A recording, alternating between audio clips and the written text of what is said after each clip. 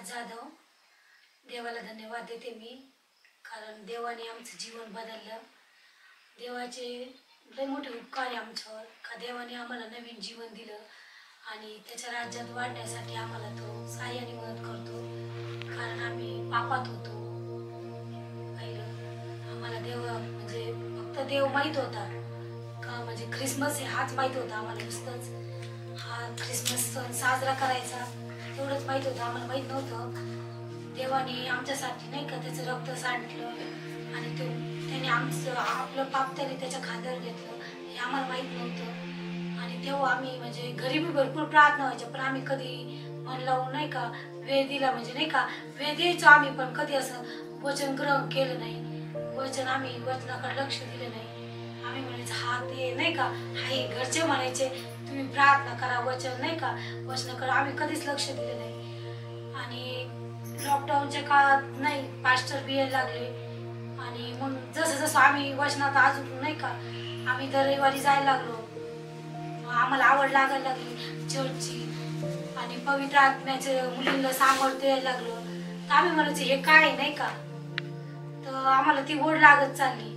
मग आम्ही तसं तसं अजून जास्त नाही का वचनाला रिसीव्ह करत गेलो, आणि मग आमच्या जीवनात मग मला पवित्र आत्मा भेटला, मला नाही का मला असं वाटायचं आधी 4-5 दिवस आधी का नाही का मला काहीतरी होतंय। मी शेतात काम करत होते तर मला असं वाटायचं, मनीषा ताईने सुद्धा मला लई वेळेस नाही का मदत केली, मी हर गोष्टी त्यांनाच नाही का सगळं सांगायचं, घरी आज असं झालं तसं झालं, तर त्यांनी बऱ्याच वेळेस मला नाही का मदत केली, त्यांनी बी प्रार्थना केली, त्या म्हणायचं खचू नको नाही का, तू खचू नको, देव तुझं नाही का बरोबर आहे, तुला नाही का सांभाळणार आहे परमेश्वर। आणि सगळ्या गोष्टीसाठी मी देवाला धन्यवाद देते।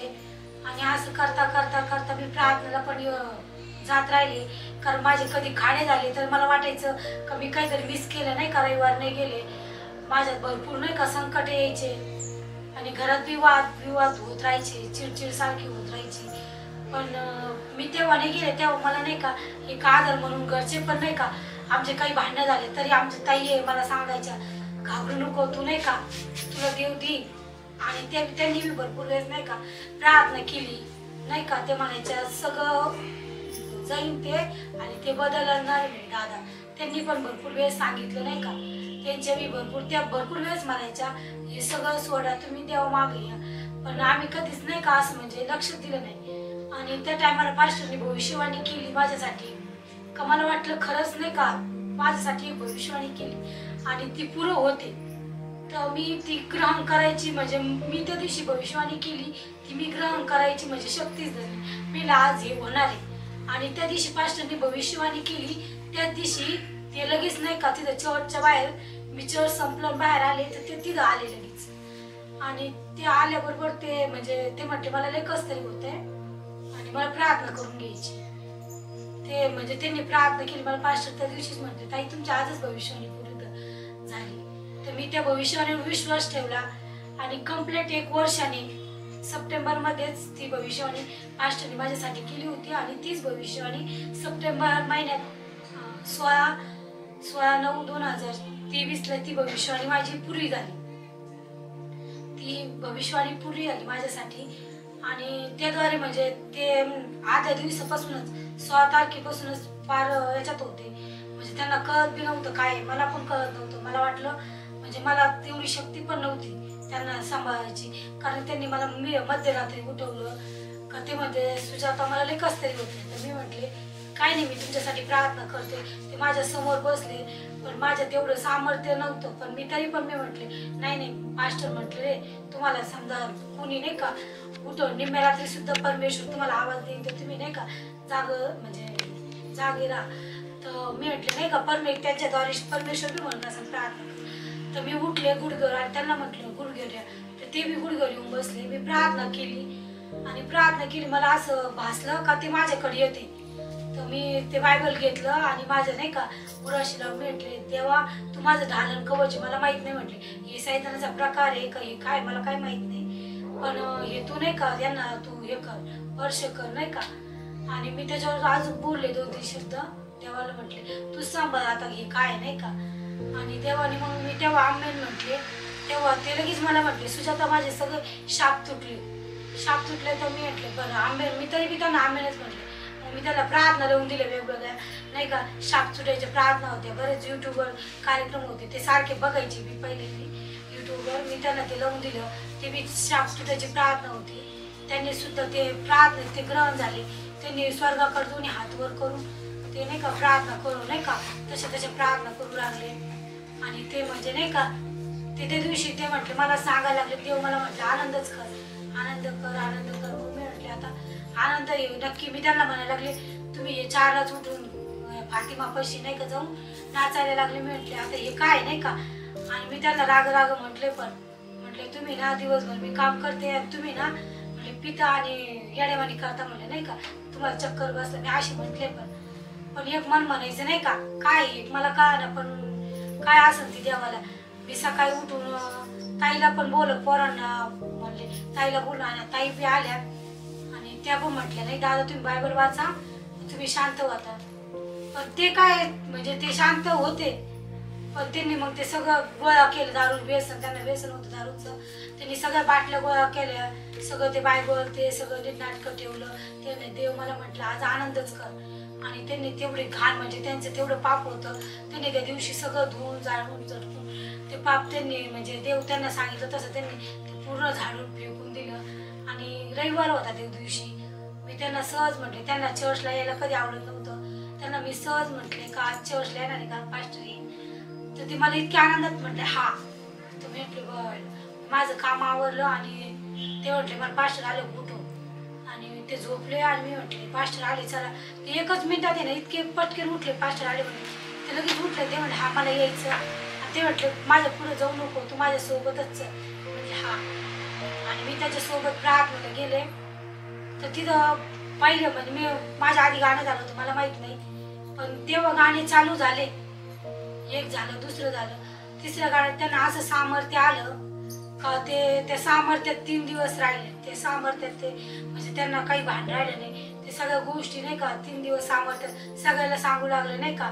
मला देव म्हटलं आनंद कर, ते वचन नाही का, सगळ्या गोष्टी ते वचन सगळ्यांना सांगायला लागले. वचनात असं सांगितलं, त्या वचनात तसं सांगितलं, हे देव मला असा बोलू राहिला, ते म्हणतो तुझे सगळे पाप धुतले. ते गाण्याद्वारे मी ते नाही का हे करू राहिले, सगळ्यांना सांगू लागले. प्रार्थना चालू म्हणजे आता बी म्हणजे आम्ही दोघं बी प्रार्थनेत आहे. आणि आता त्यांचा माझ्यापेक्षा बी जास्त विश्वास त्यांचा आहे का. मी म्हटले की एखादी गोष्ट म्हणजे मी तरी थोडीशी कचूकपणा करेन, पण ते नाही म्हणते. ते म्हणते तेवढं लागलं, मी एवढं लागायचं, ते म्हणते नाही त्याच्यापेक्षा कमी लागणार आहे आणि तेवढ्यात आपलं होणार आहे.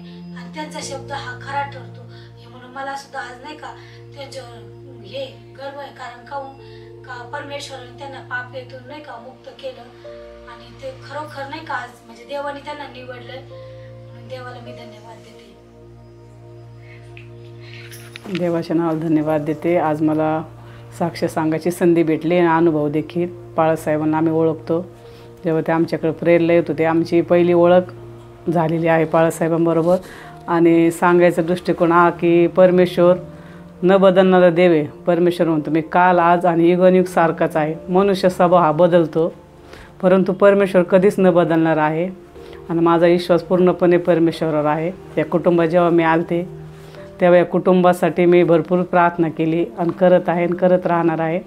दादांचा अनुभव असं सांगायचा की दादा हे माझ्या आत्याचाच मुलगा आहे, म्हणून आमचा संवाद जास्त, बोलणं जास्त, गप्पा जास्त. आणि काही जरी झालं, थोडी जरी अडचण झाली की ते माझ्याकडे धाव घेते ना, असा प्रॉब्लेम आहे, असं झालं. तर मी कधी त्यांचा कंटाळा केला नाही किंवा राग असा मानला नाही. त्यांच्यासाठी मी फक्त प्रार्थना करत राहिले. एक दिवशी ते रडले माझ्याजवळ की वहिनी मला असं वाटतं फाशी घ्यावा. आणि देखील मला म्हणते की मी फाशी घेऊन मरून जावं. मी आशीर्वाद तेल त्यांच्या मस्तकी लावलं, चिन्ह केलं, त्यांच्या डोक्यावर हात ठेवून प्रार्थना केली. मला परमेश्वर तुम्हाला दानियल राजासारखा अभिषेक करणार आहे आणि तुम्ही प्रभू परमेश्वर तुमची निवड करणार आहे, त्यामुळे तुम्ही नाराज होऊ नका. मी माझ्या हाताने त्यांचे डोळे पुसले. म्हणून देवाच्या नावाला धन्यवाद देते. प्रभूने आमच्या सगळ्यांची प्रार्थना ऐकली. सेवकाद्वारे माझे जिवंत परमेश्वराने त्यांना वाचवलं. सर्वकाली जीवनासाठी प्रभूने त्यांचे मार्ग मोकळे केले. म्हणून मी सगळं धन्यवाद परमेश्वराला देते. मनुष्य केवळ निमित्त आहे, पण सगळं कार्य परमेश्वर आहे. आमचा गौरव सगळा जिवंत परमेश्वराला आहे आणि त्यांच्या जीवनात अनेक असे साक्ष घडणारे आणि प्रभू त्यांचा उपयोग सेवेसाठी करणारे. जे कोणत्या व्यक्तीवर ते हात ठेवून प्रार्थना करन तर परमेश्वर त्या व्यक्तीचं जीवन प्रज्वलित करन आणि त्यांच्याद्वारे व्यसनाचे आत्मे तुटले जाणारे आणि त्यासाठीच परमेश्वराने त्यांची निवड केली असा माझा विश्वास आहे. देवाच्या नावाला धन्यवाद देते. आमेन. मी प्रकाश योसेफ जाधव देवाला धन्यवाद देतो. सुजाता भरपूर दिवस चर्चला जात होती पास्टरांकडं आणि मला पहिल्यापासून प्रार्थनेची पण आवड आहे. पण कसं आहे, प्रार्थनेचं पालन व्यवस्थित केलं नाही आपण, नुसतं तेवढ्या पुरतं करायचं आणि ऐकून सोडून द्यायचं. घरी बी भरपूर प्रार्थना, भरपूर असे कार्यक्रम व्हायचे, पण मी काय करायचो, कार्यक्रम होस्तवर नाही का सगळी हँडलिंग करणार आणि त्याच्यानंतर व्यसनातच राहायचो, म्हणजे दुर्लक्ष करायचो. ख्रिस्त माहिती आहे, सगळं कळतं आहे, पण व्यवस्थित पालन नाही करायचं, आज्ञा नाही पाळायच्या. आणि मग सुजाता दर रविवारी चर्चला जायची तर त्या गाण्यांचा आवाज बी आम्हाला ऐकायला यायचा, आम्हाला भरपूर आनंद वाटायचा, पण प्रत्यक्षात जात नव्हतो. आणि मग पास्टरांकडून ती पाणी आणायची आणि मला पाणी द्यायची, तर मी गपचिप नाही होतो. पहिल्यांदा ती मला गपचिप पाणी द्यायची, मग मला पाण्याद्वारे थोडंसं नाही का तकलीफ व्हायची, मला असं वाटायचं का दारू घ्यावा नाही. मग त्याच्यानंतर काय केलं, मग मी स्वतः पाणी घ्यायला लागलो. तर मग मी पास्टरांचं पाणी घेतल्याच्यानंतर मी नॉनस्टॉप 9 महिने दारू नाही पिलो. मी पूर्ण बंदच झाली नाही का.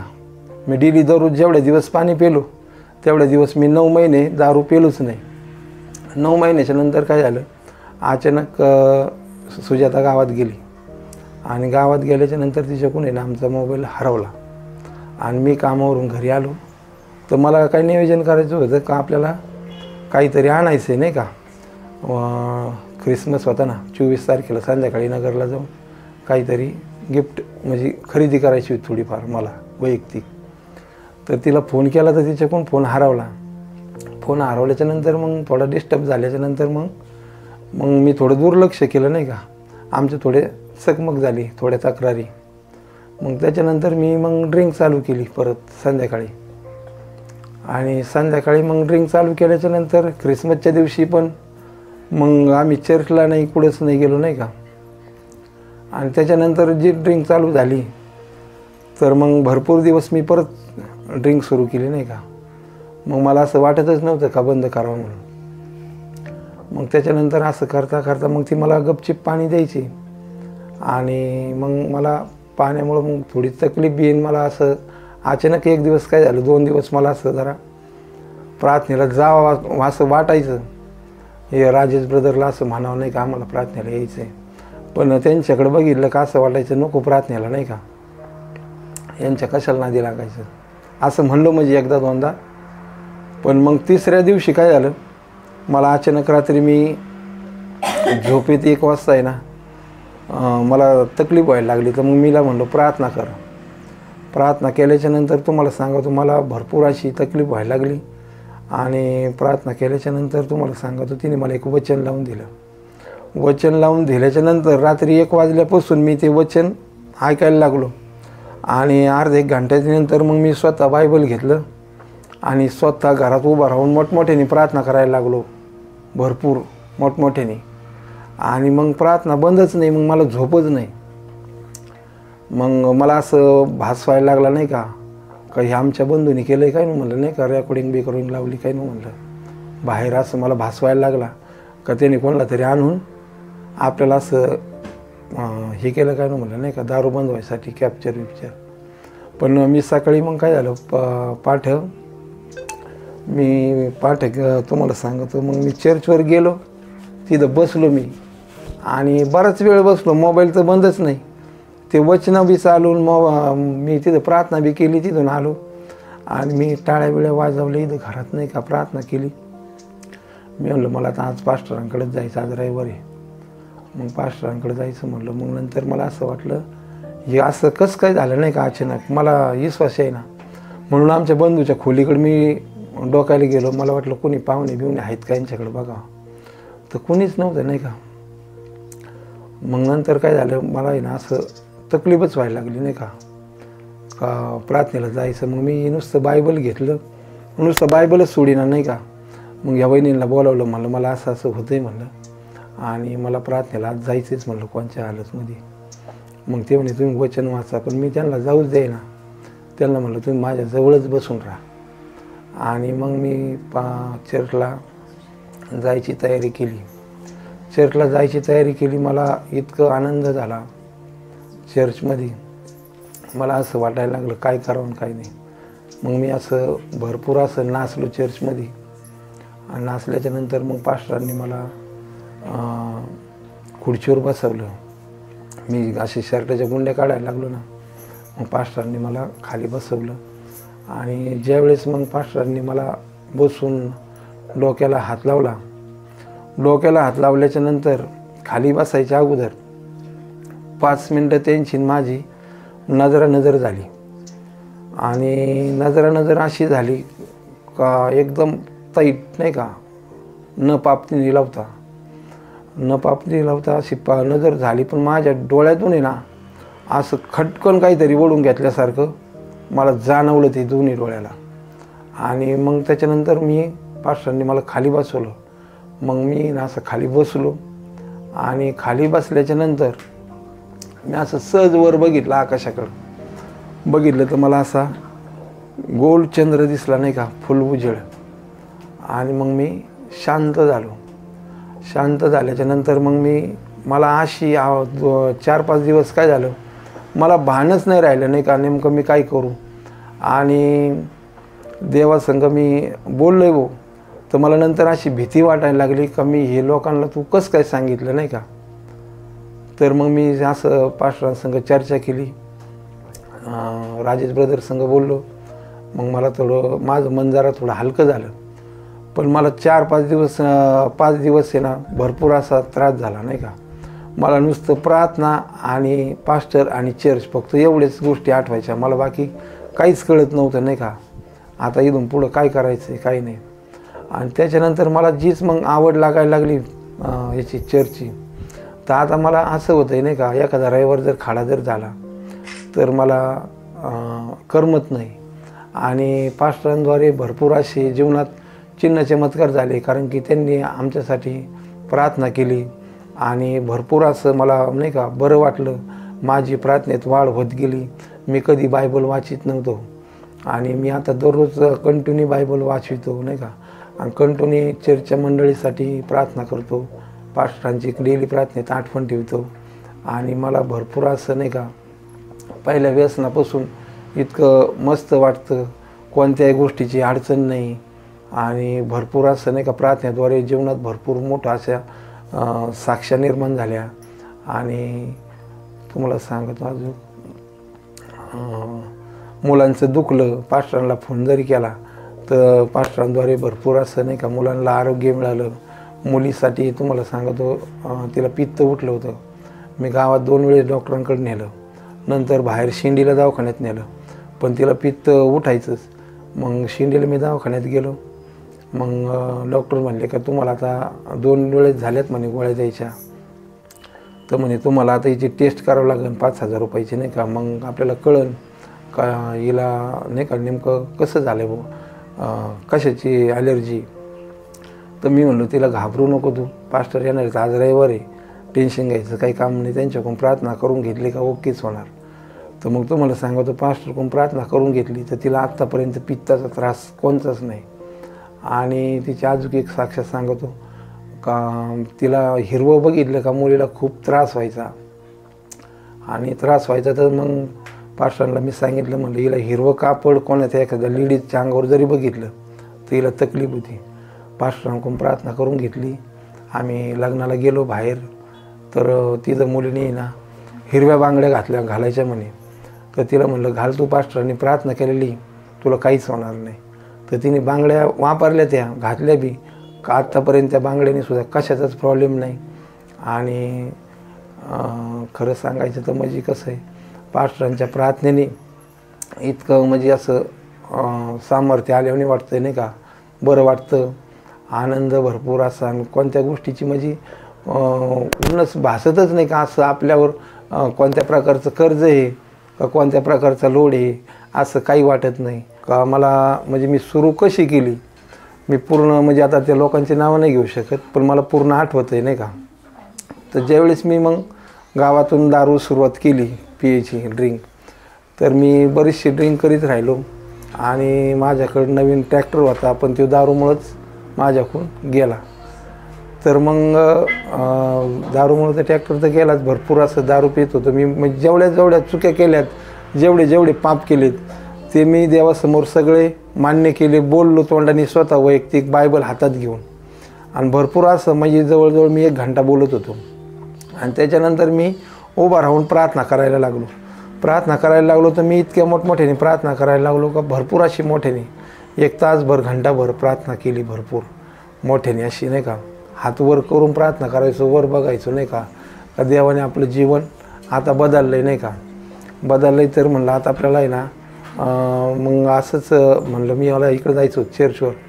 तर मी कोणाचाच न विचार घेता रात्रीचे 3:30 पावणे 4 वाजले होते. 3:30 पावणे 4ला मी चर्चला गेलो, चर्चवर गेलो. तिथं गेलो मी. तुम्हाला सांगतो मी चर्चपाशी ना मोबाईल खिशात वचन चालूच होतं, पण तिथं काय बोलायचं आहे ना हे मला समजत नव्हतं. तर मग मी हे मोबाईल चालूच, मी ना देवापुढं वर चर्चच्या समोर मी हात जोडून असे उभा राहिलो. तर मग आता पुढं बोलायचं काय, तर मी ना डोळे झाकून असं उभं राहिलो 5 मिनटं. आणि मग इकडून मोबाईलमधून मला आवाज यायचा, मी तसं पुढं बोलायचो. मोबाईलमधून जसा आवाज यायचा का वाचनाचा तसं मी पुढं बोलायचो. पण मी काय केलं माहिती का, असं वर बघितल्याच्या नंतर मला असं आपले लेझर कसे टॉर्च लावित येत अंगावर, तसा जो टॉर्च आहे ना असा वरून असं येतोय, इथं घुसतोय नाही का. तर मी तो टॉर्च असा बघितला, तर मी मागं बघितलं तर मागून बी तसाच टॉर्च दिसला मला, मागून तसंच लेझर मानीच नाही का. मी म्हणलं आता मग मी काय केलं, डोळे झाकून घेतले 5 मिनटं. डोळे झाकले मी. तर तुम्हाला सांगतो मी मोबाईल जसं इकडून वचन काय येत होतं मला कळतच नव्हतं, आणि ते ॲटोमॅटिक लागलं होतं. म्हणजे रात्री 1 वाजल्यापासून मोबाईल जे चालू होता ते बंदच नव्हता. मी काय करतो ते मला कळत नव्हतं, पण इकडून मग मला असं कानात आवाज यायचा नाही का, असं बोलतो. मी तसे वचनं बोलायचो. मला जसा कानात आवाज येईन मला या मोबाईलमधून तसं मी बोललो. पण मी काय झालं माहिती आहे का, असं मग असं मी डोळे उघडले आणि मी अचानक असं बघितलं. तर असं जबरदस्त नाही का, असं मोठं असं काळ्या शरीराचं नाही का, असं जसं काय भस्कन माझ्या असं अंगात असं घुसलं नाही का. पण मी गडबडलो नाही, मला असा भास झाला काय आपल्या अंगात काहीतरी घुसलंय नाही का. मग त्याच्यानंतर मी ना निघलो, चर्चकडे निघलो का, ते टॉर्च आहे ना लेझर असं डांबरीने सरळच पुढं येत राहिलं नाही का. मग ते टॉर्च आहे ना जसं काय लेझर मी जसं पुढं चालतोय का तसं डायरेक्ट चमकत आहे. मग मी डायरेक्ट असं आलो, मी जसं घरात आलो, मी पहिल्यांदा याला हात लावला का, तर असं नाही का आपण कसे एखाद्या इलेक्ट्रॉनिक वस्तूला कसं आपण हात लावलं असं क्लिक वाजतं बोल लाईट लागल्यासारखं, तसं झालं. आणि तसंच व्हायला लागलं नाही का, मी असं भिंतीला हात लावायला लागलो ना 5 मिनटं, तसंच व्हायचं नाही का, असं झालं. तर मग मी म्हणलं आता इथून पुढं आता आपण नाही का प्रार्थनेला आपल्याला जाणं गरजेचंच आहे. मला सगळ्यात जास्त आठवण तुमच्या चर्चेची यायची नाही का. म्हणलं पास्टरांकडे आता कोणत्या हालतमध्ये आपल्याला जावं लागणार, आणि आता आपल्याला कोणत्या जे याचं टेन्शन राहिलं नाही. म्हणलं आता आपलं 100% जीवन बदललं आहे नाही का. मग असं करीत राहिलो. मग मी ना झाडून घ्यायला लागलो, तरी माझं लक्ष मग तिथून पुढे ना आकाशाकडेच लागायला लागलो 2-3 दिवस सारखं. मग मला आहे ना 2-3 दिवस आहे ना म्हणजे असं वर आकाशात बघितलं का मला असं चमकल्यासारखंच व्हायचं. मला 4-5 दिवस नाही का, म्हणजे मी जर बघितलं का असं चंद्र असा लाकासल्यावानी किंवा चालण्याशी लुकलुक झाल्यावानी व्हायची, लगेच बंद व्हायची, असं मला झालं. मग त्याच्यानंतर मी काय केलं, सकाळी 8 वाजले. मग मला काय वाटलं माहिती की हे सगळं आपल्या बंधूनीच केलं आहे काही नाही. म्हणलं नाही का, म्हणलं हे मोबाईल काहीतरी कनेक्ट केलं. म्हणलं चर्चवर म्हणलं आता लेझर एवढ्या रात्री कोणी घेऊन येणार आहे. मी घरी आल्याच्या नंतर मी भरपूर टाळ्या वाजवल्या आणि बंधूंच्या तिकडे जाऊन मी डोकून बघितलं. म्हणलं यांनी आपली दारू सुटायसाठी काहीतरी प्रयोग केला काय, मला असं वाटलं. पण म्हणलं नाही, हे सगळं देवाचंच कार्य आहे.